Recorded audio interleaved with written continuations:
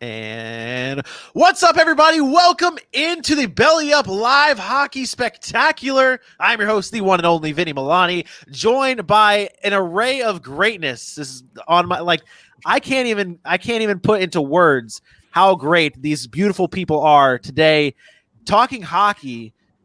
From the Rough Cut, we talk hockey a good amount, but when I'm around a bunch of other hockey fans, I just get so buzzed. I've got your boy, AJ Johnson from the Rough Cut Sportscast, and I've got Aaron Mukes from the Rough Cut Sportscast.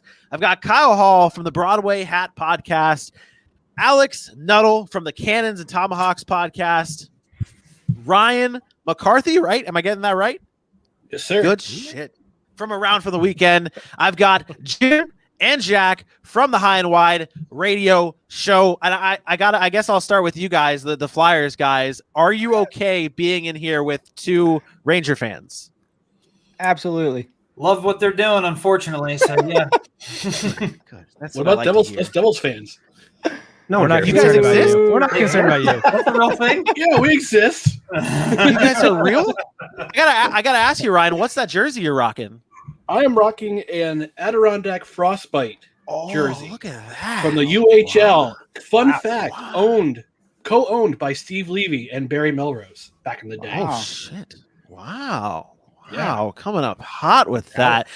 Alex, you've got probably the sweater of the day, though, because the Toronto Maple Leafs and the Montreal Canadiens last night had quite the game. Well, it really wasn't even that good of a game, but the result, in my opinion, was what I wanted to see. You're rocking the jersey, though. Who's on that jersey?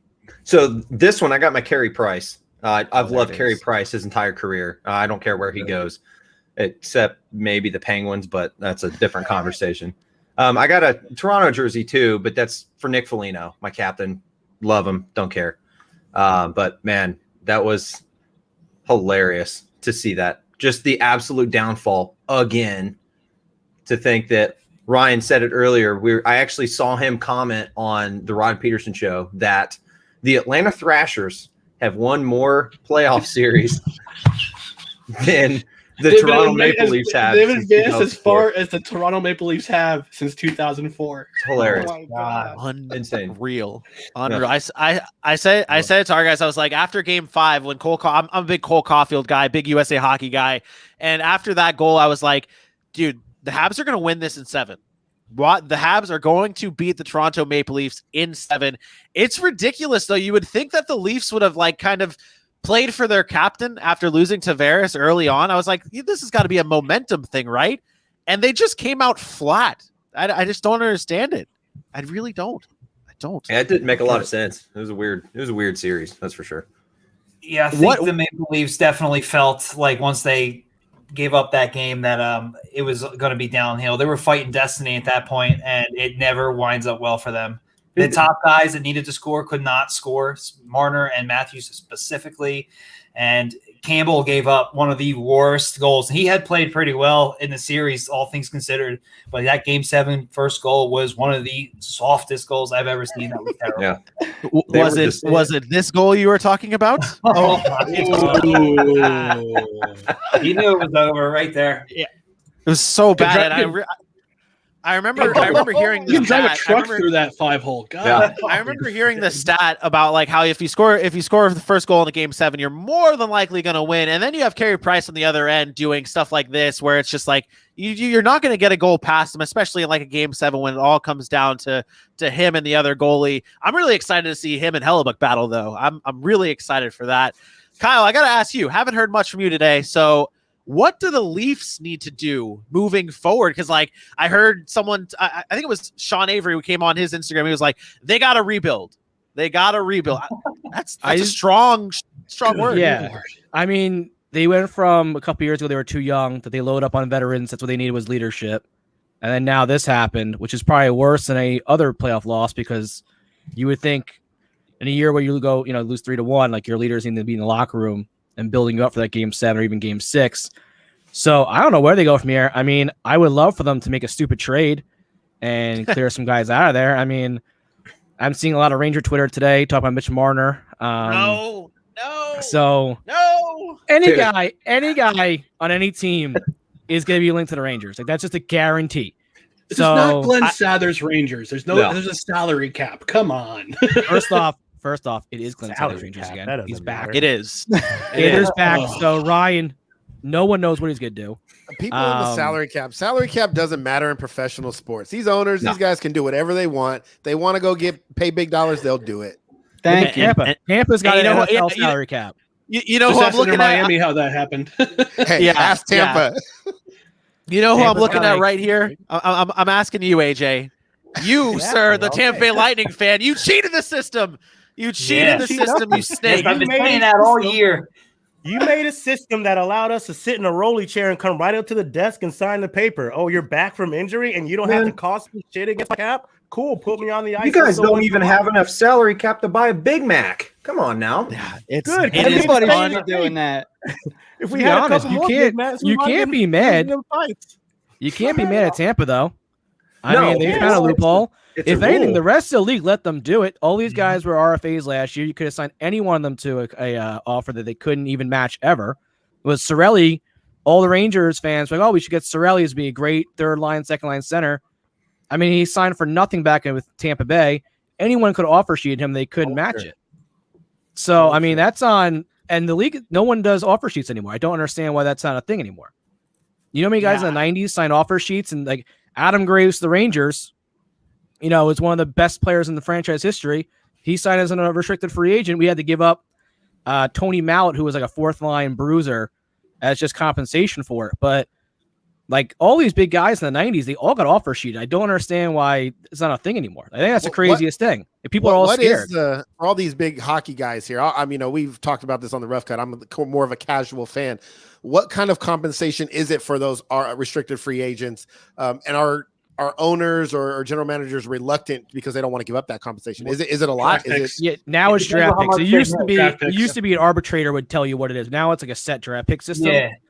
But I mean, if there's a guy out there that is worth a first round pick, I don't know why these teams don't pull the trigger on it. I mean, especially a team with a higher draft pick, like it's basically just a lottery ticket. It's a higher draft pick. I mean, well, that's what I was going to ask, because equating it to the NFL, you have like draft picks are like they're super valuable, right? Nobody wants to give up draft picks, so you hardly ever see restricted free agents go to another team. Whereas in hockey, I know there's a lot more that goes on in the minor league systems and how players are or how these players are drafted. Is it worth it for a team, like you said, for a team like that, or for a team that's searching for maybe one or two players that could put them over the top? Is it worth them for them to sign those type of players, or at least an offer sheet for them? It depends on the player. Every player is different, but like for an example, I think when the Flyers offer sheet of Shea Weber, which is one of the most recent ones, it would have been like 4 first-round picks. I would have done it. We all would have done it here in Philly for sure. But I think the fear is that. The fear is you do that to a team, and then when your guy comes up, they do that to you. And they could even sign the guy for like a 1-year deal worth a ridiculous amount. And, you know, they just screw you over. And that's the fear with these GMs, allegedly. I still think teams should have a pair and still do it. But they haven't. They really haven't since. And the Flyers only did that with Weber because they didn't want him going to the Rangers. Yeah. So let me ask you this, Jack, though. You as a Flyers fan, looking at Shea Weber's career in Montreal and how it panned out, would you still have been okay with 4 first-round picks giving up for Shea Weber? Considering some of the players that we got with those 4 first-round picks, like Provorov being one of them, it's hard for me to say no. I mean, he's still killing it. You know, he's still doing great. He's worth every penny, which I can't say a lot of is true for the Flyers currently. You know, so I mean, hopefully, a guy like that is around forever. We had that in Pronger, and when he got injured, you saw how our team nosedived after that. So wouldn't have Nolan Patrick. I knew he was going to get brought up at some point. Yeah, we're giving that up. Like, yeah, by all means. Yes, but no, I still would do it. It's a little more tough pill to swallow knowing who we have, but I would still do it. Well, what about the Rangers or like a team like Columbus, who both need centers? Elias Pettersson is a restricted free agent this year. Take Nolan Patrick. To me, that's a to me he's a no-brainer of an offer sheet for some team. I don't see why not. I mean, I think it's got to be the same thing though. Go ahead. No, just draft coming up. It's a big mystery. Like this is one of the biggest drafts where the guy going number 1 is like Owen Power, and like people are like he's the consensus right now, and we're like they're not even sure. We're like a month from the draft. Like that's like unheard of. So like if you're gonna do it, now's usually the time. I don't know what you'd be paying Pedersen. It might cost you 4 first-round picks, but that kind of talent you see how good he is already at such a young age, and it's a young man's game. So if you don't hit on a guy and he's not good right away, then what are you doing with your picks? So if you are a better team and you think that picks are going to be later, then you might as well go for it. I was going to bring up the fact that we talked about it on our show with NFL teams and the teams that pick later on in the draft, those picks, they're kind of expendable. If you're a playoff team, you can get rid of 2 or 3 first-round picks to better your team to try and get that Super Bowl ring. I feel like it's the same for hockey. Those later round teams should be more aggressive for these offer sheet type players like Elias Pettersson, because what do you have to lose? If you're a team that's going to be, if you could see yourself in the playoffs for the next 4 straight years, why would you not give up 4 first-round picks, because you could be getting yourself a Stanley Cup because of that? But yeah, it's funny you bring up the NHL or NFL. Patriots would be doing that every single year. Exactly. Yeah, no picks left. Yeah, a guy of that caliber, and as I don't know who brought it up with Tampa, essentially doing what they did with the cap, and the league could have got him, and they didn't. I think it was Kyle, and it was just he's absolutely right. They sat by, let them circumvent the cap, and we all did nothing, and they managed to keep all these great players, and they even added at the deadline, getting Savard. It's a joke. And they had a chance to do something, they didn't do it. I feel like it's a gentleman's type thing. It's like a gentleman's code. I won't RFA your guy if you don't RFA mine. It's like an unwritten rule, Yeah. Since 2000, since 2000, there have only been 9 offer sheets, and there's only been 1 accepted. Yeah. That's it. In 2007. Wow, So looking at these, that's crazy. looking at these teams, Vinny was saying, with some of these guys or some of these teams that are trying to stack up for the deadline for the playoffs, you can give away these picks. Nick Foligno and David Savard. Any other year, no one would ever give up a first-round pick for them. Yep. But they both got first-round picks. They shouldn't have, but they did. I don't know if Yarmo just has massive balls and everyone's scared of him or something, or what, but Finnish people are scary. Yeah. And they have massive it's one of those very things. dark. Yeah, it's one of those things.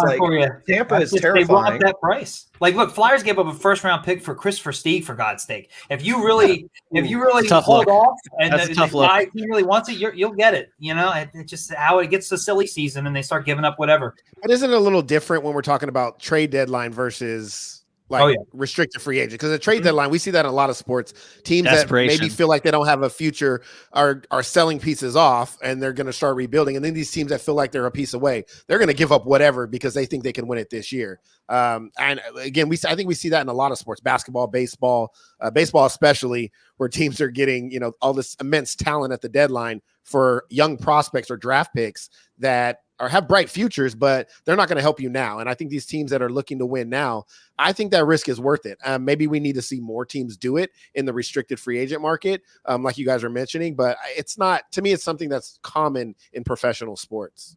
No, a lot of teams keeping their core group together, like the Boston Bruins, Marchand, Bertrand, Rask. They let go of Chara, but they have Charlie McAvoy as their big defenseman now. A core group like that's going to stay together for a while. I think you're going to see a lot more of that in hockey. Same thing in Tampa Bay. You got the core group together, got swept by Columbus, came back and won the cup last year. So that kind of an adversity sticking together with a core group of guys is going to help you in the long run.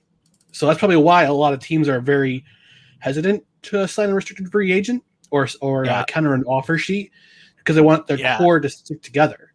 It's more common in hockey than it is football or basketball. Yeah. I think the uncertainty, looking ahead, you have to give up 4 first-round picks. You don't know where you're going to be 3 years from now, 2 years from now. You really don't know where you're going to be. Anything can happen, and it can come crashing down pretty fast. But I want to kind of steer this to the playoff talk. We are here to talk playoff hockey. I want to give a shout out to everyone watching on the Belly Up Sports Twitter and the Belly Up Sports YouTube, and shout out to everyone here from the Rough Cut Sportscast tuning in. I want to see the comments buzzing here, by the way. I want to see everyone talking about what's happening right now. We have Tampa and Carolina battling it out. And obviously, we're going to be talking about some good shit tonight. So join in the chat. Let us know what you think about this series that's coming up. We have a little thing that we do at the Rough Cut Sportscast, though, called Buy or Sell, and let's dive into that for the playoff edition. Here comes the money. Hurry up and buy. Here comes the money. Money, money, money, money, money, money, money, money, money. Get back in there at once and sell, sell. Money, money, money, money, money.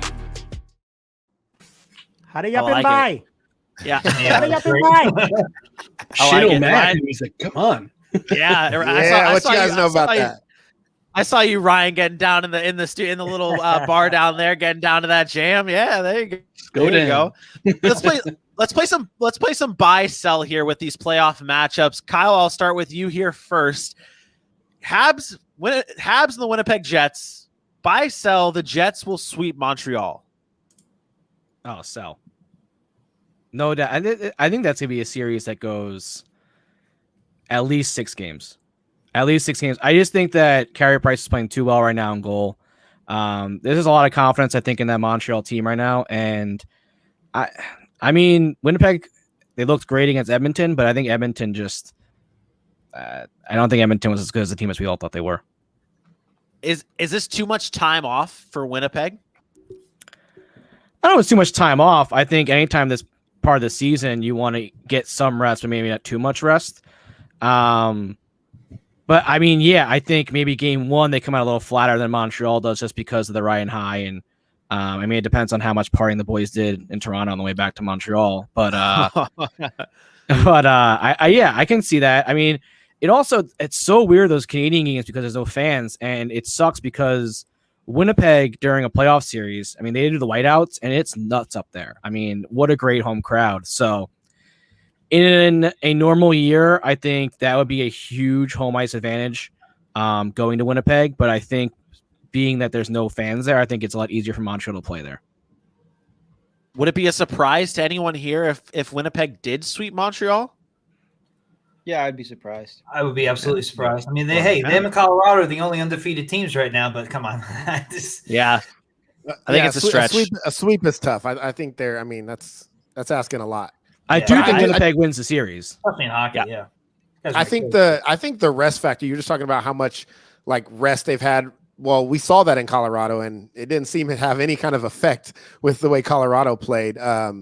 It might actually have the opposite effect for a Vegas team that came off a tough series against the Wild, going 7 games, and then coming into the first game and kind of flat. Honestly, they kind of got steamrolled. So, we could see a similar thing happen here.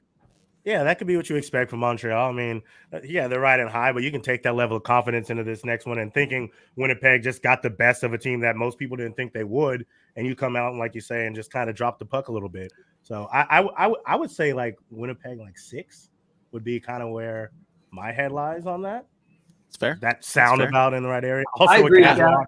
I'd say about I agree with that. I'd say about 6 or 7. I can see Montreal coming in on that emotional high and then kind of running out of steam towards the end of it.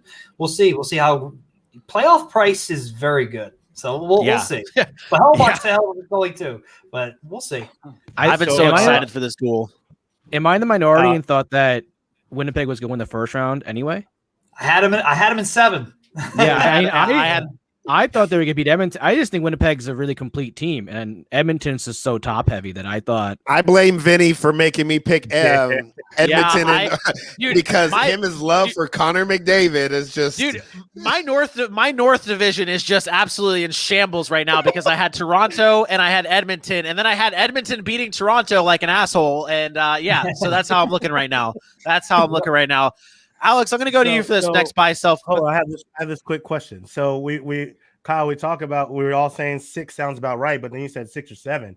Do you feel like it would be Winnipeg in 6, but Montreal in 7? Because I feel like Carey Price in a game 7 again would be the same Stonewall type of tender. Yeah, I think the further you go into a series, the further Carey Price can steal a series. I mean, I hate to go back to the Rangers, but like that's the same thing with Henrik Lundqvist when he was in the playoff. Like, the further the Rangers went into a series, like the further along it went, the further Hank could steal games. Like Mr. Game 7, like he was so clutch in Game 7. I know there's a lot of comparisons between Hank and Price right now on playoff numbers and everything else. I think I've gotten to like 7 Twitter fights this last week about it. But it makes so much sense, though. It makes so much sense. No, I know. It brings tears to my eyes thinking about the teams the Rangers wasted under Henrik Lundqvist. Oh, God damn it. Damn it. I mean, they win every game 7, 1-0, 2-1. Like you just carry those teams to wins. Like that's what Price can do. Like that's what happened last game. Like we just saw it. Like 2-0. I mean, he just kind of carried that team to a win. So I mean, yeah, AJ, like you said, I think the further it goes, the better it's going to be for Montreal. And yeah, unless like for some reason Game 7 comes around, they're in Winnipeg and they like open up the gates to everyone to come in, like that's a different scenario. I would love that. Like all of a sudden the province just like switches it and it's like, yeah, we're gonna pack the house tonight. I wish they would. I think the fans not being it's a huge difference watching those games than watching the games here in the States. It's just the feel, right? Playoff hockey is different with that crowd. So it's like the Islanders. The Islanders were like, yeah, we're now in the second round, so we're gonna do no non-vaccinated people. We're selling the collie out. Like, let's go. Like, I love it. I love that. It's buzzing. It's so much fun to watch those games with the crowd. I mean, everyone is just unreal. It's great. Alex, gonna finish this this Habs Jets series off for buy sell. The Winnipeg Jets can continue playing this good in front. The Winnipeg Jets will continue playing this good in front of Connor Hellebuck. I mean, they shut down Connor McDavid throughout that series. I remember one game they limited Connor McDavid to literally one shot in like the late minutes of the third period. Winnipeg will continue to play this well in front of Connor Hellebuck. Buy, sell, Alex. Oh man. No one thought their defense would be this good. I'd probably have to go sell, honestly. I'm probably in the majority or the minority thinking that Montreal is going to win that series. Not in a 4 or 5. I'd say I have Montreal in 6. And there's multiple reasons. Yes, Winnipeg's defense has been pretty good. But they had to deal with a top-heavy Edmonton team where you really have 1.5 lines that are very good. And everybody else, you have no idea who they are. Montreal, on the other hand, they don't have any high-octane lines like with Connor McDavid or Draisaitl, but you have 12 guys who are very good. You know, somebody's going to have to figure out how to shut down Corey Perry. Then somebody has to find out how to shut down Tyler Toffoli. And then someone has to figure out a way to stop Josh Anderson. And then somebody has to deal with Shea Weber on the back end. Then you have to deal with Cole Caulfield. Yeah, there it is. That's all he was waiting for. He just wanted you to say Cole Caulfield. I'm Hockey Heisman every show. Heisman. Yeah, it's insane. Like I honestly, I don't think Winnipeg is going to be able to handle that amount of responsibility. It's just one of those things. And then Carey Price, honestly, I think he's in the mindset that he's pissed off because he's been in the league for so long and he has yet to win a cup. So he's at the point like, okay, well, I'm just going to do this myself. And he's going to shut him down. I do not expect to see Jake Allen at any point in time unless Carey Price is hurt. Yeah. Oh yeah. But I 100% I have Montreal in 6. I don't think there's any way Winnipeg is going to continue that up after Montreal is right now. They're riding the high that, oh, hey, look what we did to Toronto again. That's the first time they've played in a long time. I don't remember the last time they played in the playoffs, but it's been a long time, and they've enjoyed every bit of it. So I think they're going to continue on that. I got called a clown on our Rough Cut TikTok page because I said that Cole Caulfield is going to be a monster in this league.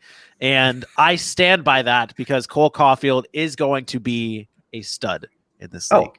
100%. I will absolutely say he and Kaprizov are both going to do way better than guys like Lafreniere and Jack Hughes. I'm sorry. Whoa. You hear that, Jimmy? Mm-hmm. Wow. Yeah, I will die on that hill.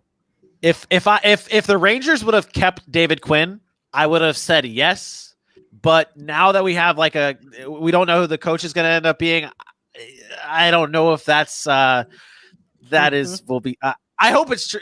To be honest, as a Ranger fan, I know it really sounds shitty, but like I kind of hope. I love Cole Caulfield, so like I've been following his career for a very long time. Like he is the man, and he could certainly score more goals than both those guys for sure. Well, yeah.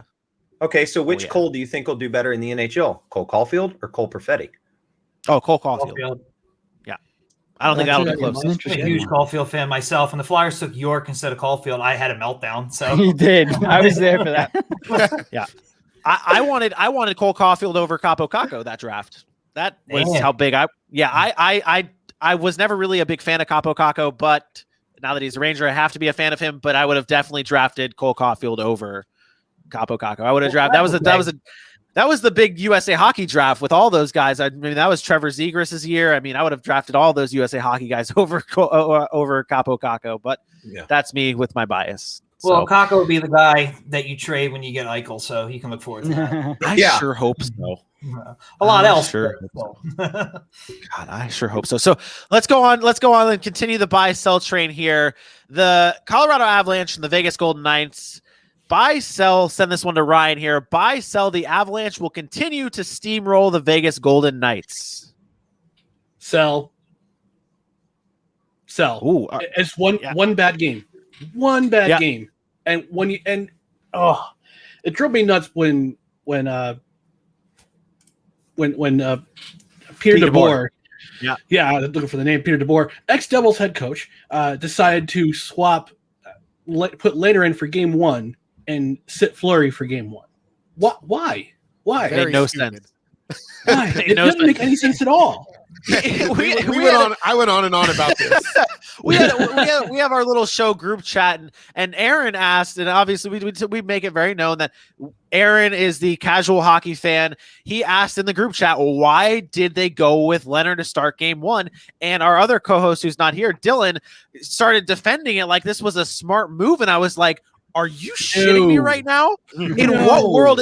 Like, when does this ever happen? When does the Stanley Cup winning team ever just swap their goalies for game 1 because he's coming off of a 7-game series? What is wrong with you?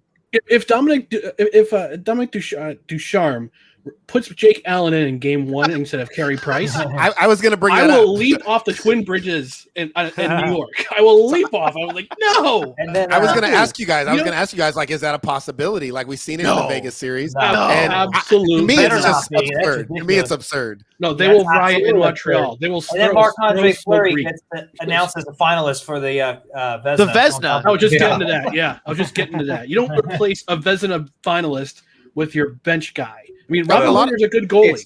It's clearly that's acceptable in Florida. Whoa. Yeah, well, they set Bob. The difference between the Florida thing is that they actually did rotate a lot, though.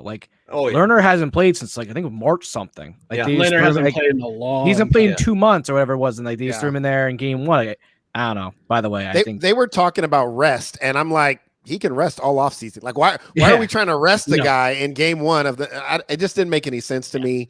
I felt like that. I felt like that gave Colorado a lot of momentum, and I'm on the other side of Ryan. I think Colorado kind of steamrolled, and I picked Vegas to win it all. I believe on our hockey show at the beginning. I kind of went with the West Coast bias. I'm out here in the West Coast. Before the season began, I had Vegas and Philly in the Stanley Cup final.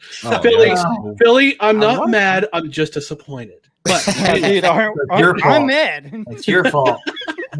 I jinxed Toronto too. That's an easy. You're welcome, Montreal. I did my finalists at my finals at the beginning of the season was also Vegas and Philadelphia, and it killed me to put Philadelphia in the Stanley Cup Finals, but I'm glad to see them golfing with us. I thought they were better than what they were.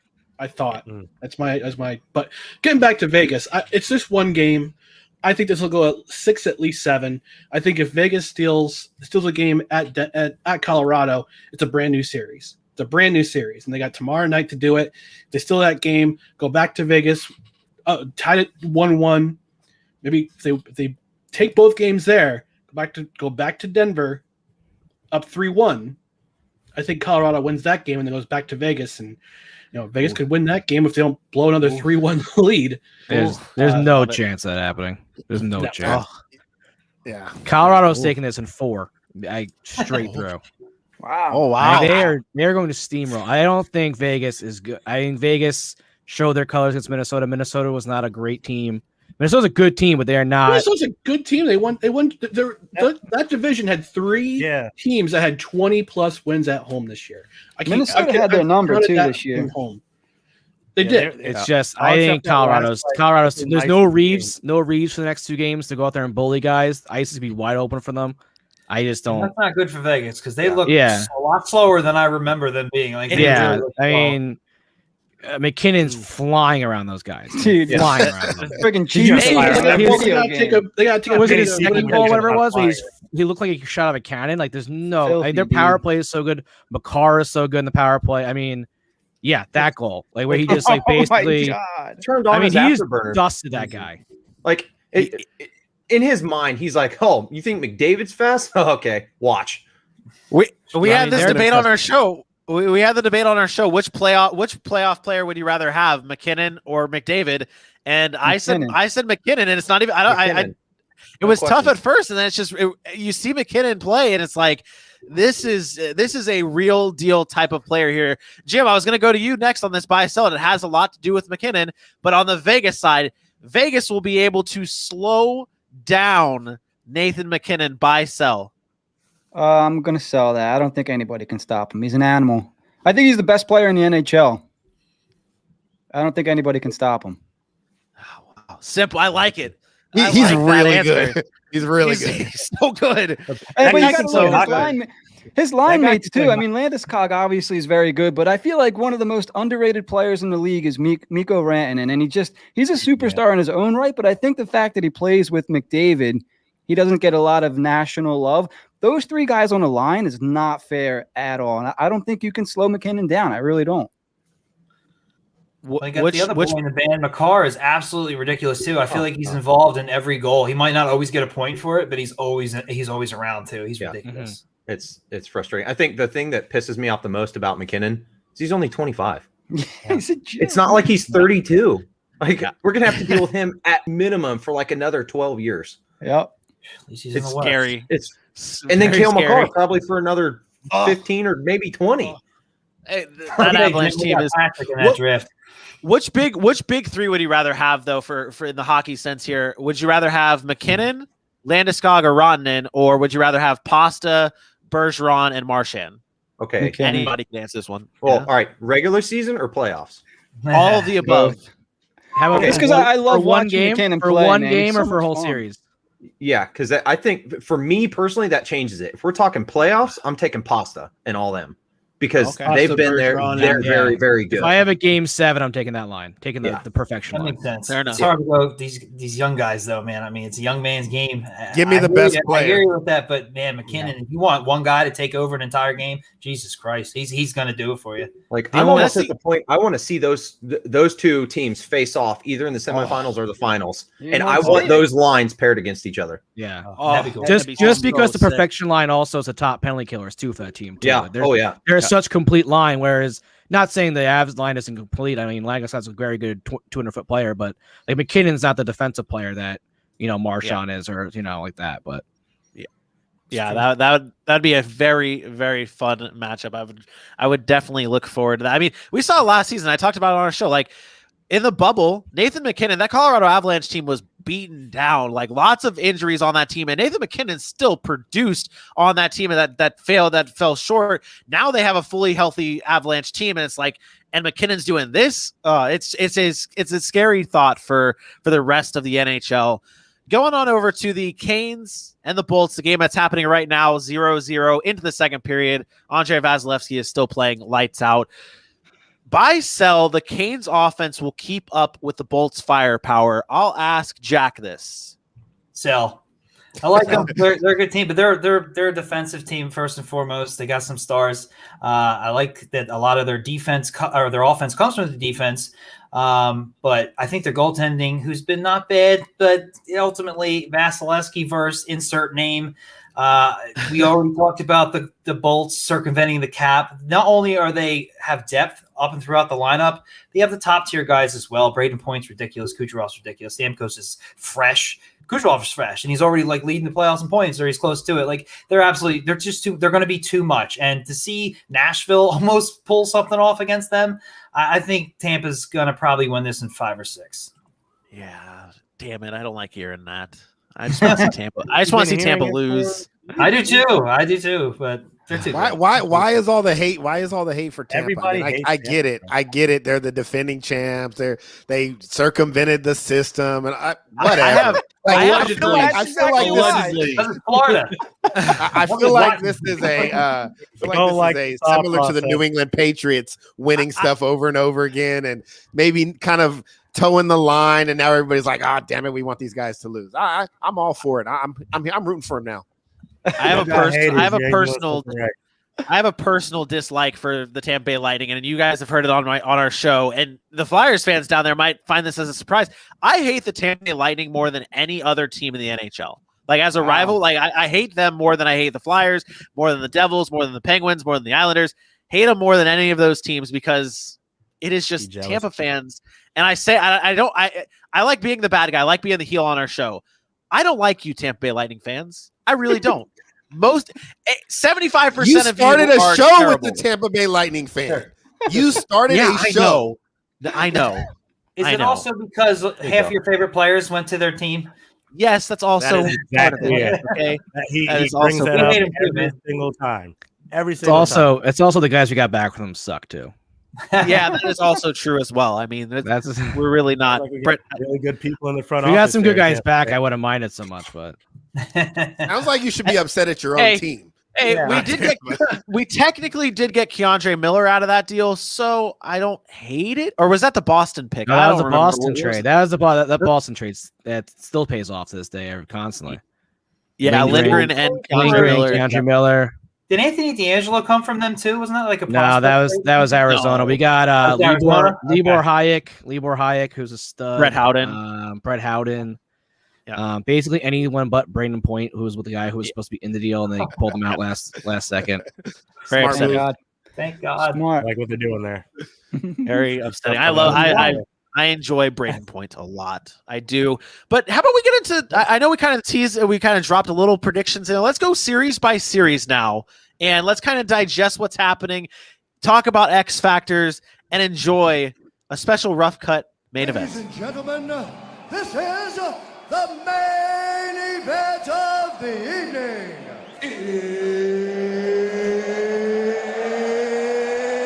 It's time! It gets me so hyped every time we hear it. Every time I hear that, it gets me so hyped.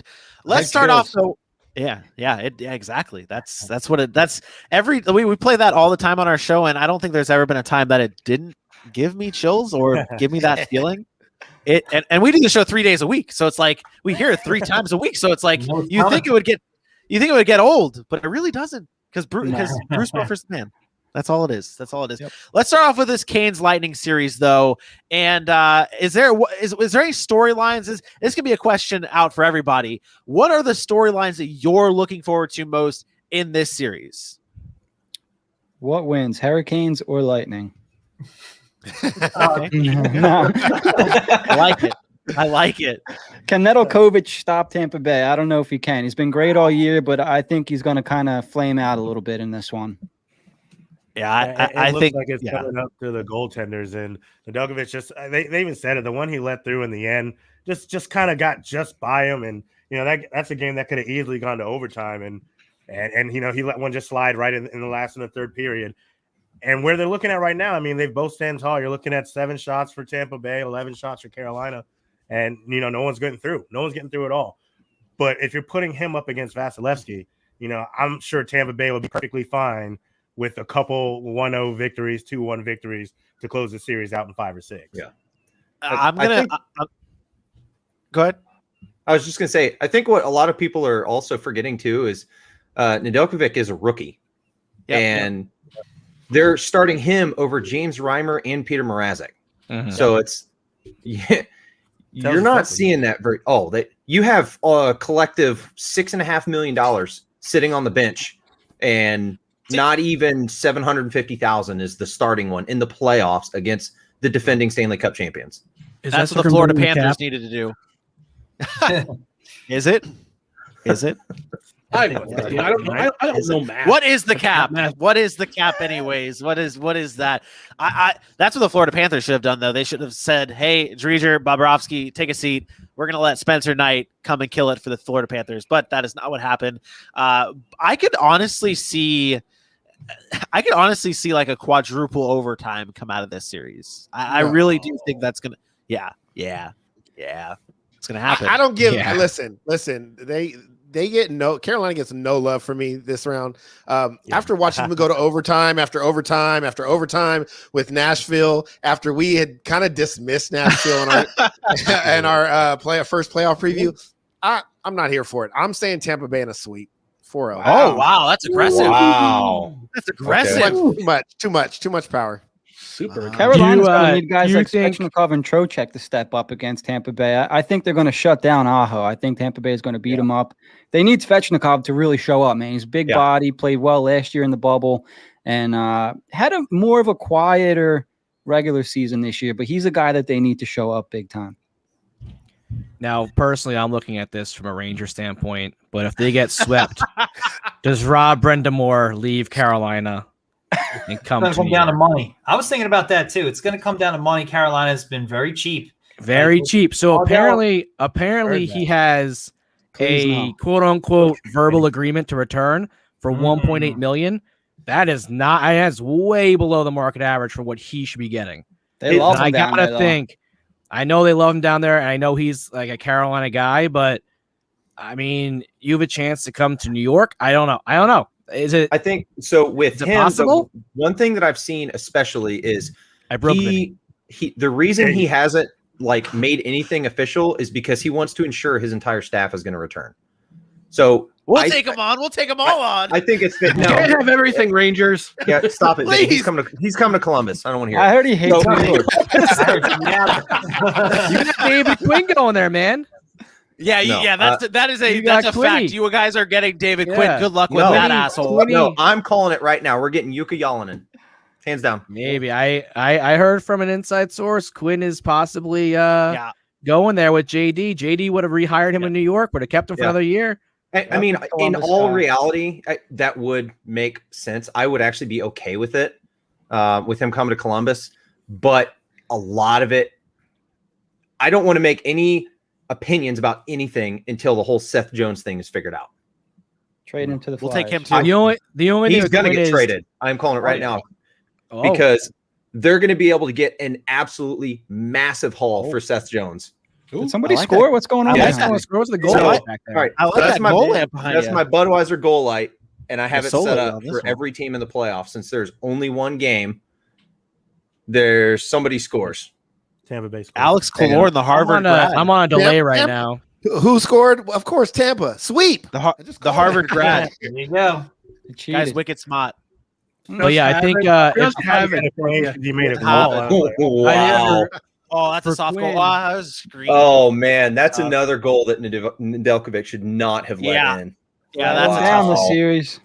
That's a Jeez. tough one. Also, I don't know about you guys, but I'm a big like goalie style fan. Like I love looking at the goalies' pads and stuff like that. And the Carolina has like 3 goalies with 6 style. I mean, Nedeljkovic and Mrazek with the all black setups, unreal.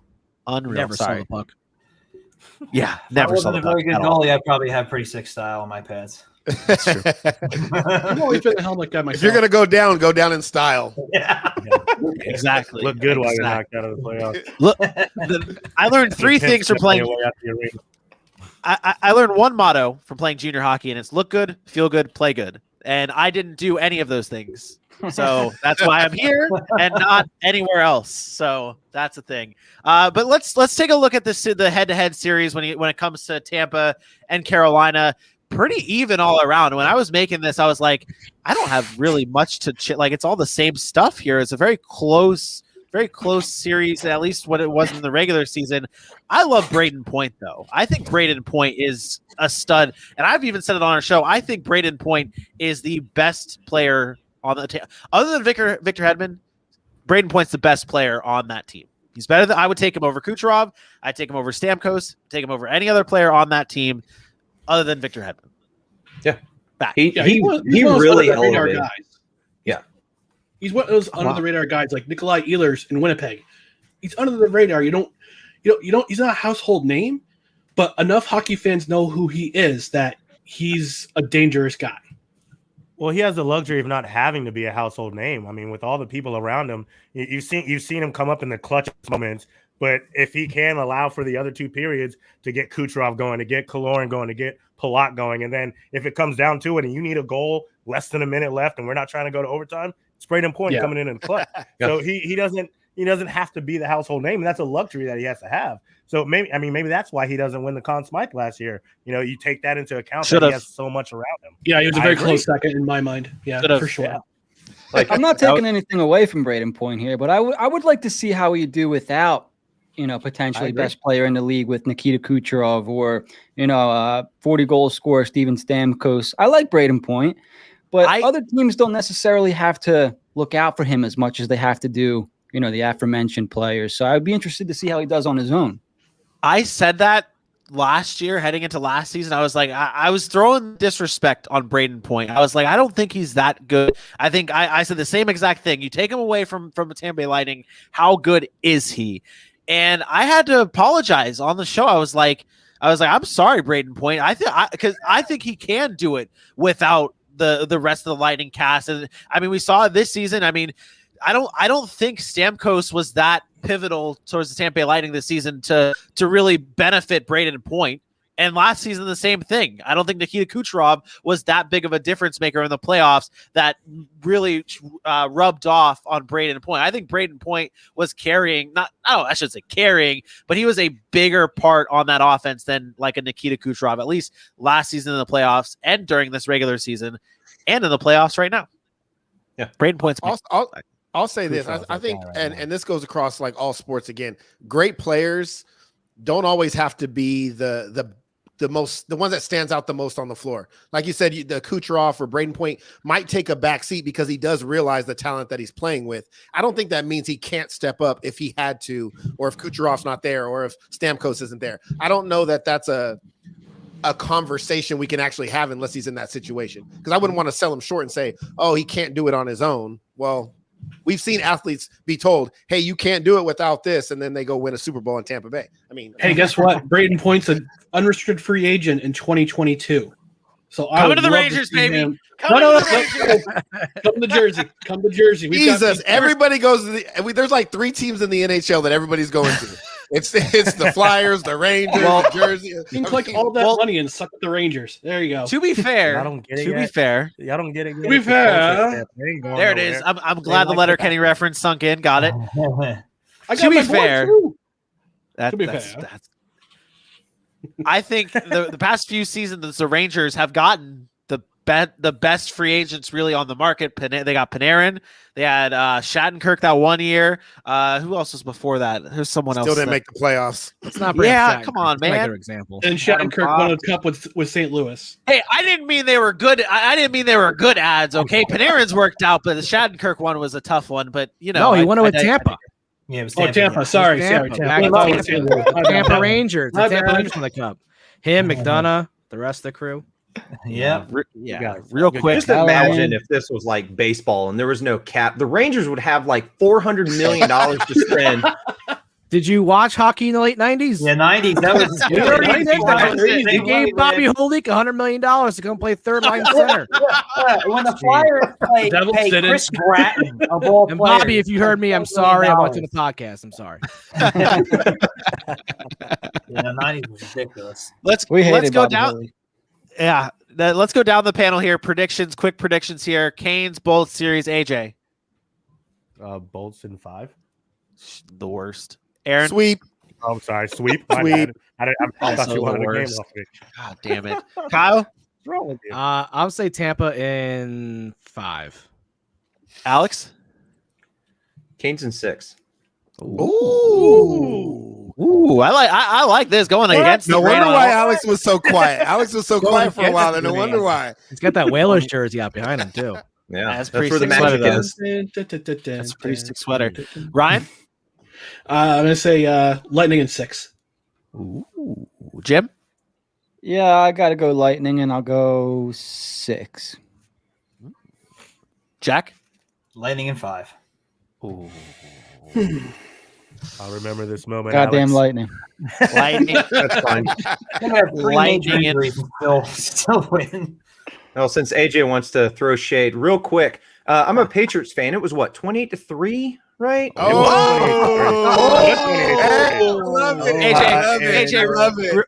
AJ, real quick, you want me to do you a favor?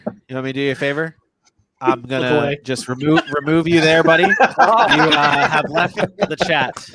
Sorry, I had to do it, buddy. I had to do it. Oh man. Painful. Yeah. That doesn't hurt anymore, though. By the way, it's I've lived that joke. Hey, look, I'm not even a Falcons fan, and it still hurts me. He's just numb. He's numb at this point. Let's go on to the next series here.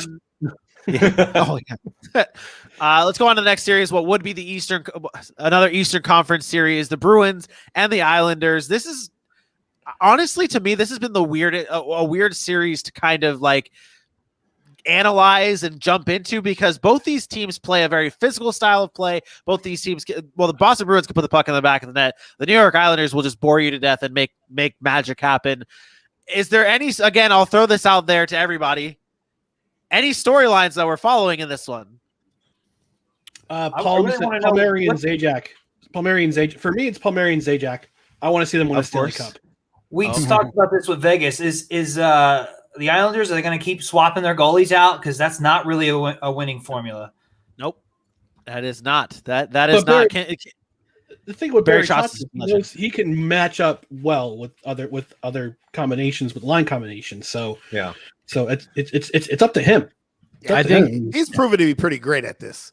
I mean, I think the goalie swapping is kind of like, granted, most teams that'd be a disadvantage, but Barry Trotz himself just evens that out and just kind of makes that neutral as it is. Thank you. And do you think the defense that the Islanders play also helps that? Like, I mean, obviously the way they play defense, they're able to kind of get away with that a lot more than some teams. The biggest thing for the Islanders, I think, is they gotta get up early. I mean, you saw it all during the last 2 years. They get up early and they kind of shut it down. They play, Lou Lamoriello like devil style defense in the 90s and early 2000s, where they play the trap and you get up 2-0 and all of a sudden they shut it down from there on. But I was shocked when they blew that lead last night. I mean, I know they won, but I mean, I haven't seen the Islanders blow a lead like that in a very long time. I mean, they usually are very sound defensively, and I think I'll jump ahead here, but I think that's gonna go 7. I think that's just a series that's gonna. It's just two really good teams, and the Islanders went to the conference finals last year. I mean, so this team, I know it's a bubble, it's a little different hockey, but this is a playoff experienced team. Obviously, Boston's got the big three up front that have been doing it forever, and Tuukka's obviously, a battle-tested, Stanley Cup winning goalie. So I think it's a great matchup. I hate them both, and I hate one more than the other. So I mean, the only thing about this series which pisses me off, and this is more of an NHL thing in general, I don't understand why this has continued to be the NBC or NBC Sports game of the night. The fact that Game 7 of Toronto last night was bumped to CNBC for the Bruins Islanders because they're two Canadian teams. That's why. Yeah, it didn't. It's like, and then with no crowd. Yeah, with no crowd in the first round. Exactly. But in the first round, they had Tampa and Florida on like CNBC or like whatever random NBC channel they can put it on. Yeah. It's either CNBC or USA. And they had the Islanders Penguins on. So it's like, I understand, like, okay, East Coast bias, I guess, for that. But you have a series, like the NHL marketing department has a series that everyone's talking about in Tampa and Florida. Literally game 1, like it's the best playoff game in years. Why don't we just throw that on CNBC? And then, no, it wasn't even CNBC. It was USA. It was USA Network. Yeah. It's like they put it on between a month. Fan. They had like a monk, what you call it, series like running all day long, and then they just put a hockey game in between it. Yeah, but it's like, they don't care about the hockey fan. They're trying to reach the market, and the market itself of the casual fan is the people they're trying to draw in. Because as hockey fans, you're all going to watch anyways. Yep. You're going to find the game you want to watch, and you're going to watch. They're trying to draw the fan in from the New Jersey market or from the Pittsburgh market. That's like, oh, this is on NBC. This is the game we want to watch because we don't get to watch hockey. I understand that, but on Twitter, on Instagram, on Facebook, everyone was talking about that first game. So if you're a casual hockey fan and you're like, ESPN had it. I know they're starting to get into the hockey now because they're going to cover next year, so they're starting to show highlights. But I mean, they were talking about Stephen A. Smith was talking about the first game and how he was excited to watch it. If I'm a casual hockey fan like you, Aaron, that's getting into it, getting to playoff hockey, and I'm like, oh wow, this series, everyone's talking about it, and I go to watch the next game and it's on USA Network and I can't find it, like I'm not looking for it. I'm just gonna be like, all right, whatever. I'm not gonna watch this boring Islander Penguin game, which actually the next game was a pretty good game, but still. I don't disagree why. with you. I just think that's their mentality. Yeah. This is why ESPN has such a great advantage for next season. Not only that are they splitting it with Turner, but they're gonna have games on ABC. They're gonna have games on ESPN2. They're gonna have games on streaming on ESPN Plus.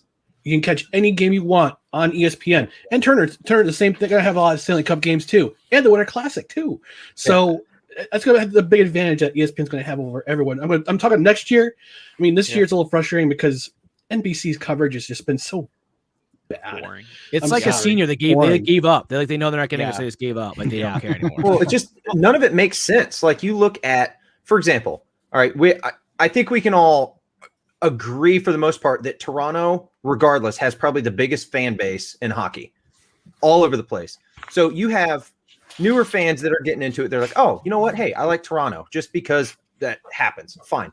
So what, 2 or 3 of the games are on NHL Network. Why don't you put that on? Like it makes no sense. No at sense all. whatsoever. That's saying, hey, well, we're going to put the Blue Jackets and the Red Wings on NBC Sports, and we're going to have these other two on Nick Jr. Like, what? I would watch on Nick Jr. As long as I can see some Paw Patrol commercials on games. Hey, the Slime NFL, cannons, man, every goal. yeah, the NFL proved that you could play games on Nickelodeon and it'd be a great success because that Saints game was absolutely insane with the slime going everywhere. Also, just make sure you don't drop make sure you don't drop an F bomb on Nickelodeon. Oh yeah, true. Hey Ryan, no free ads for ESPN, by the way. You that sounded like a real promo for what ESPN has going on. It's like it's going to be on ESPN, ESPN2, ESPN Plus. You can check it out everywhere. I mean, the mouse. We'll just call them the mouse. They're building the mouse. To Ryan's point, though, I think ESPN is looking at it as an advantage, saying, well, look, they didn't know what they were doing on NBC or, with the NHL trying to market when these games and what games should be shown on whatever stations at whatever times. And I think ESPN has proven to be really good at slotting teams where they're supposed to be. And I think that they'll do a really good job with the NHL. And I tell you what, as the casual NHL fan, I'm happy that it's going to ESPN. I mean, I'm happy that I'm going to be able to watch it on more platforms that I'm aware of because I don't watch the NHL Network. I'll be honest. I'm not searching for CNBC or whatever NBC. I'm not looking for those stations, but I'm going to find ESPN, right? And all their, their sister stations. And I think that'll help hockey. And I think it will bring more attention to the game. And I hope it does. I think Turner will do a good job. I think Turner does a good job because TNT always, their basketball selection for their games of the week and everything is always spot on. So I, for one, hopefully it's the same thing. I, for one, can't wait for Wayne Gretzky to be paired between Shaq and Charles Barkley. I can't wait for that. No, Man, that'll be no. great. First of all, Charles shouldn't even be talking basketball, let alone hockey. Yeah, right. He loves hockey, though. He loves hockey. He does. There's your perfect broadcast team. You got Wayne Gretzky, Charles Barkley, and Stephen A. Smith. Hands down. Oh my! That will be the my most God. interesting game. I just want to hear the game. I just want to hear Gretzky. I just want to hear Gretzky troll Charles Barkley. Say, "Hey, how many Stanley Cup rings have you won?" And just know, everybody, we don't have Pierre Maguire anymore, so that is a positive. That is a positive. Interviews. I will be happy to hear Stephen A. Smith say his now trademark line of the puck is black. That's all I know about hockey. At the end of every video he's made, like the most recent one he made about Edmonton and Connor McDavid has to step up. At the end of it, he was like, all I know about hockey is the puck is black. And that's the best. That's the best. He's getting into it. What's we're on Bruins Islanders. We're gonna pick the series. Full circle. Here we go. I got everybody. No, it's okay. It's okay. I gotta bring up my boys here. JG Pajot and Brad Marchand. Brad Marchand has been fantastic during these playoffs, and I said this guy would be the X factor for the New York Islanders for the playoffs. JG Pajot has just been, I feel like, very underrated in his time with the Islanders, especially in the postseason. And Kyle, you'll remember this when he lit up the Rangers. Don't bring it up. Ottawa. Don't bring it up. I hate him. I hate him since then. I've always, when he went to the Islanders, like, of course, this freaking guy's back in my life now again. I hated him with Ottawa. I hate him now. He's a little rat on the ice, like 5'9". He's not even that good. I don't like him. He is. That's not a very He nice is thing about that good. Brad Marchand. He's wait. he's Marshawn light. He's not even a good player. Like he just does stupid stuff on the ice. I don't know. I don't like him. He's Diet Marchand. Yeah. Marchand light.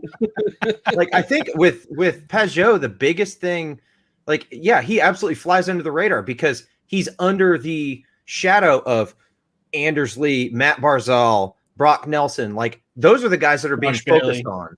Yeah, and Josh Bailey. Yeah. And those are the guys being focused on. And so JG can just kind of do his thing, and he's not getting a lot of attention. They're not double teaming him as much or anything like that, like they were when he was with Ottawa. Similar to the Brayden Point. And he thing, can but play not that as good game. as Brayden Point, but And he can play that little dirty game too, because that fourth line, like no one's gonna mess with him if Matt Martin's on the next next shift. So man, I wish the Rangers had that during the Tom Wilson fiasco. I wish that was a thing.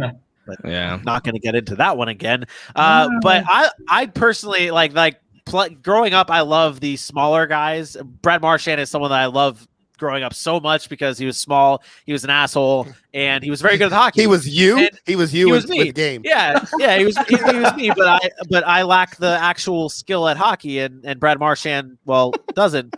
And but I think that what JG Pajot has done for the New York Islanders, flying under the radar, making plays happen. I mean, he's been on numerous goals for the New York Islanders, making plays. I think he's good. Round the horn here, AJ, predictions. Boston in 7. Okay, Aaron. I have Boston in 7 as well. Ooh, Kyle. Boston in 7. Ooh, wow. Alex goes with the Islanders, and wait, have they? Okay, Islanders in 5. Got it. No, Alex? Dude. As much as I want the Islanders to win, it's Boston in 7. That perfection line. I'm sorry, in the playoffs you can't beat them. Yeah, Ryan. Isles in 6. Ooh, there it is. 1 over. We were 1 early. That's all it was. Jim. Yeah, I'm gonna agree with Alex there. I think Islanders really missing Anders Lee. Big, not really being talked about enough. I think he'd be huge in this series. The Islanders are so boring to watch. I think they're a perennial second-round team, and I think the Bruins take it in 7, man. Jack? Boston in 6. Ooh, I gotta go with Bruins in 7 as well. I want to be different, but I really my credibility after the mess that happened in the North Division, I have to go with the Bruins in 7 to try and save face here. But let's go over to the North. Habs Jets. We talked about this one a little bit earlier on. The Montreal Canadiens coming off of that shocker over the Toronto Maple Leafs. I feel like we could just go into predictions on this one. I think we talked about it earlier enough with how Montreal is coming off of that, obviously the big win, but Winnipeg just is all around a very, very good team. Is there any storylines anyone wants to bring up with this one? I hate PLD. Oh, there you go. That one doesn't come as a shocker. I think the one thing people forget is Connor Hellebuck won the Vezina Trophy last year. Yeah, he's a very good solid goaltender. And seeing him go against Carey Price in at least 7 games is going to be, I think it's going to be chef's kiss. It's going to be great. Future U.S. Olympian starting goalie next year. That's true. Yes. Nice. Yeah. Probably a matchup in next year's gold medal game right there. Price versus Hellebuck. Oh, man. Oh. Ooh. There's a hot take. First for the silver, then for the gold. Yeah. I'm digging it. I like it. So let's go around the horn with this one. No, not many more storylines outside of that. Outside of the goalie matchup, AJ, Montreal, Winnipeg.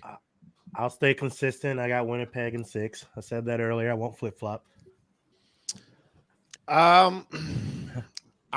You know what? I was leaning that way, but I'm actually gonna go Montreal. I'm gonna take the hot goaltender that's coming off a big comeback, being down 3-1. I'm going with Price in Montreal in 7. Kyle? Go Winnipeg in 6. Ooh.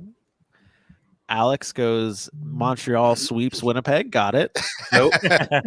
Montreal in 5. Ooh, no way. Oh. Yeah? Wow. I like it. I think Montreal is going to win the first 2 games, and game 3, Winnipeg is going to win. bad. It's going to be like a 6-1 blowout or something, and then Montreal comes back, gets 4 and 5. Can Montreal battle through that type of adversity? Yeah.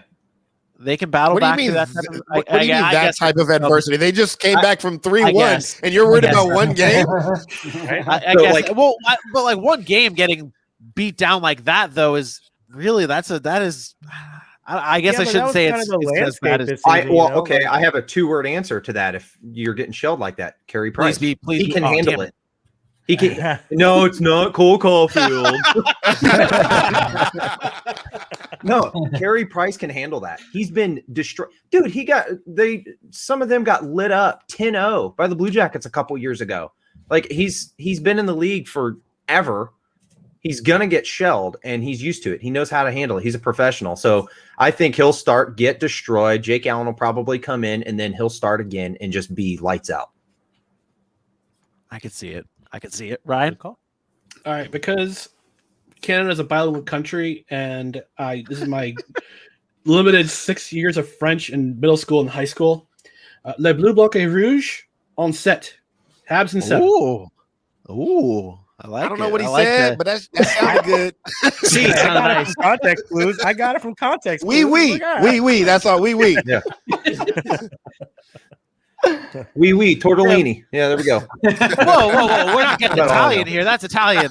Now you're speaking it's Italian. The same continent. It's around the same area somewhere. I don't like Chinese food.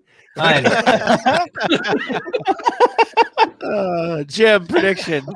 Yeah, I'm going to go with Alex again, man. I'm going Habs in 5. I think they're a team built for the playoffs. I said it before the season started. They all they had to do was get in, and you saw them come back against the Leafs. Once they smelled blood, they went for the kill. Carey Price is hot, big body team. They're going to grind you down. They're tough to score against. And if Carey Price is going to play like Carey Price, I think the Jets are in big trouble, man. I think the time off is going to hurt them. Yeah, I think that could definitely happen. I think the time off thing. I for some reason am really buying into that time off. That the time off and Carey Price to me is such a big thing, and the way Montreal's playing, you can definitely see it. Jack, I'd agree with you guys, but then we'd all be wrong. I'm going Winnipeg in 6. That's what's so much. I think Montreal threw everything they had at Toronto. Toronto definitely choked. I don't know if they could keep it going. Price is going to be a huge part. He's going to be good, but Hellebuyck is really good as well. And Winnipeg's got a really well-rounded team. If their young defense can hold up, I think they'll win in 6. If it goes 7, it's anybody's game at that point. But I think they'll get them in 6. I'll go Montreal in 7. I want to continue my bold takes in the North Division. Hopefully, one of them pays off. Damn, we all just lost. Go the other way, Vinny. Go the other way, please. I don't know what to do anymore with this. I don't know what to do with this North Division. And you know what? I really don't know what to do with this Vegas Avalanche series. I had Vegas going to the Stanley Cup Finals when I made my bracket challenge. This one is just I don't know. I really don't know. After the Avalanche steamrolled Vegas in that game 1, they'll put Fleury back in the net. Is Fleury going to be the game changer here for Vegas? Before we get into, I want to ask, because you guys are the experts, right? I'm just the casual fan. There were like a couple of points in this matchup that I paid attention to. Number one was when Pete DeBoer came out and kind of sarcastically gave it to the media, saying, "Oh, well, what are we going to do with this team? We shouldn't even show up," and because everybody was kind of riding high on Colorado's offense. And then they come out and they get shelled like right away. It's boom, it's 4-1. And then towards the end of the game, we see the Vegas, and they talked about the physicality that Vegas wanted to bring. And Colorado's coach was talking about, we need to give it back to them. Well, we saw it at the end of the game, like Vegas just started taking shots, right? They were just going after Colorado. And I found it telling, and I don't know if I asked Vinny this earlier. I don't know if it's a hockey thing, but we saw Colorado go on a 9-minute power play, and this was like 6-1 at the time. They put McKinnon, Ratton, they put all these guys back in because they wanted to score again. And as many times as they could to kind of run it up at that point. And I just want to know all of your thoughts on that. And is that a thing in hockey? Did you like it? Is it something you don't like? And Colorado seems to be standing up to the physicalness of Vegas. And I think that's the deciding factor, at least in my opinion. Mm-hmm. I think that's the best way to put doubt in another team's mind. Like the worse the score is, the worse you're going to feel. Even though it's just one game in the playoffs, I think you want to start putting doubt in their mind for the next game. Like, man, these guys are pretty damn good. I don't know if we can keep up with them. So I love that kind of stuff. Oh, I agree. It's in my opinion, that's not stuff you see on a regular basis in the regular season, because teams are like, oh, okay, well, we don't really want this guy to get hurt, or we don't really want to. We're going to have to play him next week, so we don't care.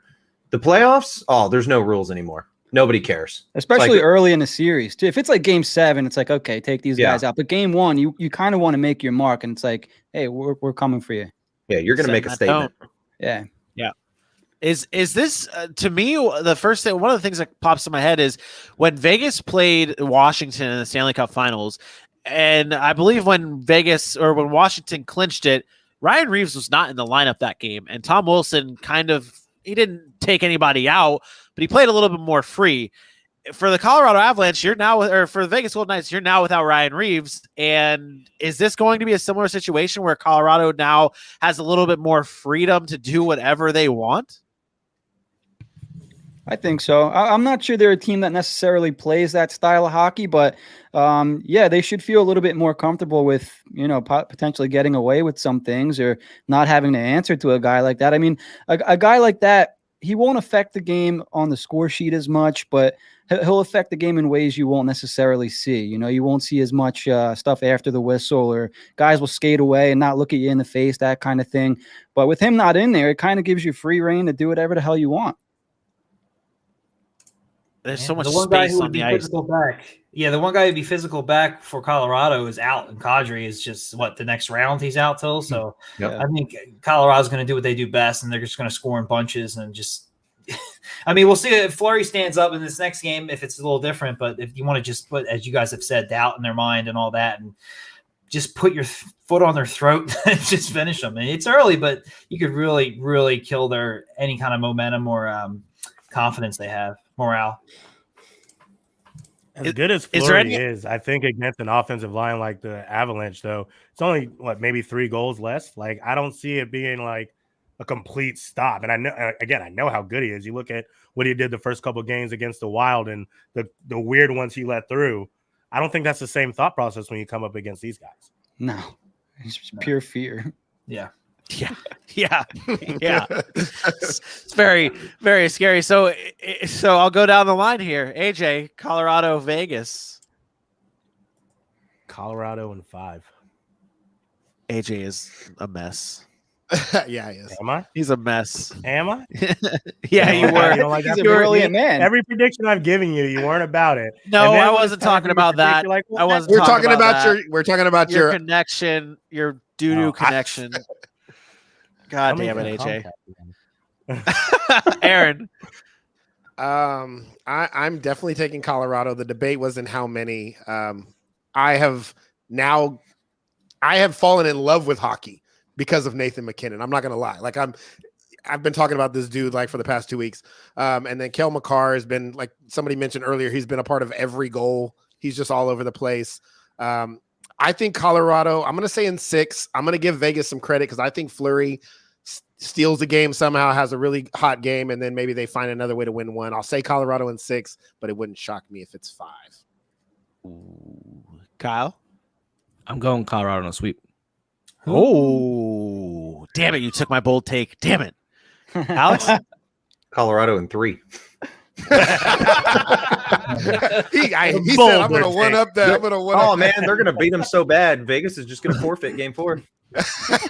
Everyone gets suspended from Vegas and they can't play anymore, and they just call it the series. That's what it is. Yeah. No, I got Colorado in 5. I like it. Ryan? All right, I'm going against the green here. I'm going to say Vegas in 6. Ooh. Why? I'm going to dive into that. Why Vegas in 6? I think, like I said before, that game 1 is a one-off. I think DeBoer learned his lesson from being a sarcastic jerk, as he has been with the media sometimes in his coaching career. But I think they'll learn their lesson. They'll play a little bit tighter. I think they won't necessarily stop McKinnon, but they can at least try to find a way to match up with him that he isn't scoring bunches like he did last game. So do you think that the Wild series played a role, like them thinking maybe when they were up, okay, this series is going to be over, and then them being pushed to the limits by the Wild, that they kind of had to exert a little bit more energy, focus a little bit more on them, that maybe they came into the game one just not really as prepared as maybe they normally would have been? Because they did. Possibly, I mean, they played Colorado tough all year. Like, Yeah. it wasn't like Colorado just ran through them all year. I mean, they played them tough. They were pretty much even. I did think about that, but game one was so convincing. Yeah, you're allowed one bad game in the playoffs. You're not allowed two bad games. That's a bad thing if you have two bad games, especially two bad games in a row. But I think Vegas will find a way. I'm a believer. Fair enough. I like it. Jim? Yeah, so I'm going to pick the Avalanche, but I think the longer this series goes on, the more it benefits Vegas, because I think they play a more slower, more defensive, physical style than Colorado. So I'm going to go with Colorado, but they have to win in 6. If it goes beyond 6, then they could be in trouble. Ooh, I like it. Jack? I'll go Colorado in 6, and I give those 2 games to the Knights because it took Colorado to win the last game of the season to win the President's Trophy over the Golden Knights. So let's not forget this team is very good as well. They know each other very well. And I think Fleury, if he doesn't flat out steal you a game, I think he can at least do enough to keep you competitive to win a game. I know the first game was a statement for sure, but they can win. Their lack of speed scares me a bit, but I do think they'll get a couple of wins. I actually agree with a lot of what Ryan said. I just don't think it'll be enough to win the series. Colorado. Vinny? In 4. Colorado in 4. Colorado in 4. I was as we started that trend and as we were talking about it a little bit more, I was like, Colorado is so damn good. They are that good, man. It's a scary sight to see, and I think that, I mean, you haven't even seen Cale Makar pop off yet. Not to what we've seen Cale Makar do. I think that's a big advantage for the Colorado Avalanche, and then of course Nathan McKinnon is still pretty damn good at hockey. So Colorado in 4. Colorado in. Do they sweep this round? And because I believe they'll play the winner of Montreal and Winnipeg, do they sweep the next round and just go to the Cup undefeated? Oh my God. Don't they reseed them? Aren't they reseed? They do, but I think the Colorado is the highest seed, and Montreal and Winnipeg are the lowest seeds. So it's already set. And so wow. I mean, hey, my. be 12-0 going into the Cup. Oh my. They can sweep Golden Knights. They can sweep anybody. Yeah, I don't know. Cole Caulfield is just going to single-handedly destroy the Avs. See, there it is. That's what I like to hear. That is what I like to hear. But hey, it's not fair. There's Cale Makar. Cale Makar is a bubble USA hockey guy. I don't know whether to he's a Canadian, but he played for UMass. So it's like you're tearing at my heartstrings here because I don't know which side to love you on. But I claim him as a USA hockey guy, so it'd be tight. But I do like the Colorado Avalanche in 4, and yeah, I could see them sweeping every single round up until the finals. That would be unbelievable. That'd be some Chelsea. Yeah, they're not sweeping the Lightning. No, that's the one. I don't think they'll stay with sweep the Lightning either. They'll win in 5. I love it. I think they sweep the Lightning. No, I can't know. do that. We I know. can't give Talk about that trash. reality, not dreams. Yeah, I can't do that to myself. I can't do that to myself. People are going to see my North predictions and think, "Wow, this guy's a jackass." But I can't go that far. They don't need to see your predict. They don't need to see your predictions. They just have to look at your hat and know that already. That was aggressive there. Coming from the guy with a bunch of jerseys behind him. Which one are you going to wear next, bud? Hey, we'll see who's in the Stanley Cup Finals. Yeah. Hey, I know who's in the Stanley Cup. Not the Blue Jackets. We're all golfing right now. That's the thing right now. AJ's team is the only one not golfing at this point, which is sad. They play hockey. And they cheat the system. That's it, though, guys. I want to wrap this up here, and we like to do a little thing on the Rough Cut Sportscast where we kind of give everybody when we normally have guests, we give everyone a kind of a minute of time to plug what you got going on, where your shows are at, what ads you got going on. So I'll start around the horn here like I've been going. Kyle is first. tell everyone where they can find you at. Yeah, you can find the show at Broadway Hat Pod on Twitter. You can find me on Twitter at KHallNY. The show's on everywhere: iTunes, Spotify, Spreaker, anywhere you can download podcasts. We're there.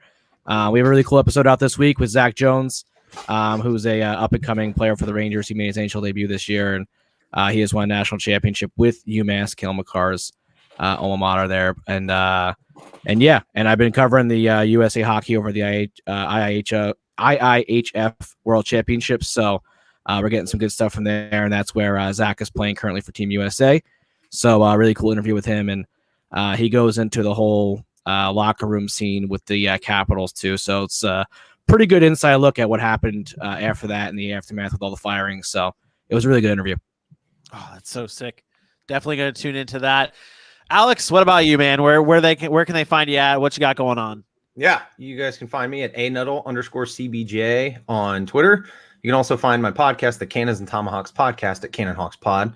We're also on every podcasting platform. We're also super active on Twitter. I will give you a little tidbit. We are working on a guest for postseason. I'm not going to tell you who, but let's just say it is a former NHLer who got super drunk and was playing with his nipples at a playoff game in St. Louis. So Perfect. Oh my God! He got real specific without saying a name. God, I like this. Maybe they showed up at the meth having a bourbon bowl and one of mud dogs. That is awesome. Ryan, what about you, man? All right, you can find my personal Twitter account right there, at WhoIsRyanMCC for my sports and life takes. Around for the weekend, we're actually kind of wrapping up things with the final four episodes till we transition over to no credentials required on Friday nights. But for the meantime, it's going to be on every Friday until the 25th. That'll be closing time. And no credentials required. I just pivoted over to covering Albany, New York sports, which is why I'm wearing the Adirondack Frostbite jersey tonight, because they were in town for a cup of coffee back in the early 2000s. But in the meantime, listen to my podcast. No credentials required there. I'm actually going to be covering some arena football for the next couple of weeks. So catch that, and it'll be both on the podcast side and on the YouTube side. We've got a big indoor football league guy on our show that's popped in. Richard Tiemann. He's a big guy of the Omaha Beef. That's a thing. Yep. Yeah, that's Omaha Beef. The champions indoor football. Yep. Yeah, Marvin Jones. yeah. Marvin Jones is the head coach. Ex-Jet. Oh, there it is. There it is. Jim, Jack, you guys are part of the same show, so I'm going to let you guys decide who wants to take over here and do the plugs, because I know with our show, I don't know any of our social media handles, so I normally send that off to AJ. But you guys can decide here. Jim's the boss. Yeah, you can follow me at JimLikeHW. Follow the podcast account at HW. What the hell's the podcast thing, Jack? HW Radio? Yes, sir. 3.5 years now. You should have did split screen, Vinny. I would have to remove everybody, and then it would work. It would be a lot. Yeah, it's actually at HW18. I just had a total brain fart. You can follow the site or find our site at hwhockey.net. We have all of our episodes, all of our articles are on there. We always have great guests, local radio guests, Flyers guests, prospects, current players, whatever you guys want. You can find it if you're looking for Flyers hockey talk. Nice. And AJ, It popped up on your website, guys. Your website's really nice, man. Like, oh, thanks. clean, smooth. Like, I might spend some appreciate time that, there. I bro. was doing my hockey look, and I was like, all right. Thanks. Let's see who was coming on. I gotta ask. Hold on. I gotta ask though, how much work goes into that? Because I feel like that's one thing that all of us here, a lot of work goes into all of our shows, and it doesn't really get mentioned or noticed as often. It's just people just go to the website, think it's a website, and that's it. How much work goes into it, and how proud of you guys are of that website are you? We love it, man. The hardest part was setting it up, getting the bones ready and everything. But once you have it set up, you go in twice a week, you upload your episodes. And the hardest part right now is finding people that want to write. But yeah, I mean, the site's up. The episodes, we do 2 episodes a week, High and Wide and Full Circle, the show that Jack hosts there. And now everything, it runs kind of like a machine, It's a lot of fun. Jack, what do you got going on? That's a show for you. What is that? Yeah, so Full Circle is essentially the Mass Mutual East, normally the Metropolitan Division, where we break down all the rivals, which I feel is very important. We really delve into like the Boston Islanders series essentially this week. And, we've had a couple of guests on ourselves, and we'll try to collab with some other teams in our division and just see what we're looking at coming forward. And Kyle, you're going to be getting a call from me, man, because I hate what your Rangers are doing right now. I don't care. I don't care how bad the uproar is in the front office. The players on the ice and what's coming is looking pretty good. So Anytime. we get into all that because it was coming up in the rearview mirror, and then now they passed us is a big deal. Anytime, buddy. I appreciate That's it. what I like. That's what I like to see. AJ, I need to see those hands. I need to see them. So the only Get yourself reason he prepared. brought me on. Oh, he's frozen. Okay, there you The only go. reason he brought me on. Y'all thought This I knew job. hockey. Y'all funny. This doing one it like moment. that. So hit us up at Twitter at roughcut_sports, on Facebook at Rough Cut Sports, the Instagram at the Rough Cut Sportscast, and then go ahead, head over to YouTube, hit Rough Cut Sportscast. Videos, content, live shows, day in, day out. Hit that like, hit that share, hit that subscribe, then hit that bell, and then tell everybody. Everybody? Everybody. There it We got is. a lot of big stuff coming on at the Rough Cut Sportscast as well. We cover all sports as much as we like hockey. We also cover the NFL. We also cover the NBA. We also have a new show coming up called Diamond Talk, presented by the Rough Cut Sportscast on Tuesday with Aaron Mukes and our guy Dylan Kearns. That'll be Tuesday at 8:30. So please check in, please like, please share. And we're looking for guests too. So all you guys, this was fantastic. This was fun. Can't wait to get up with you guys. We don't got again. that pull. So- We don't got that pull. We don't have that pull in terms of Well, guests. Everyone's been we dropping. do, some but big Dylan names wants here. to hide it all the time. That's really what it is. Oh yeah, We do, Yeah. but we got a big time guy who's just so You got- big time that he doesn't want to. literally His goes up to us Rolodex. every week. He's like, "Oh yeah, this guy that I know that works for the Indianapolis Colts is like doing this and that." And I'm like, "Dude, why haven't you gotten him on the show yet?" He's like, "I like to keep him low key and all that." I'm like, "It's gonna work."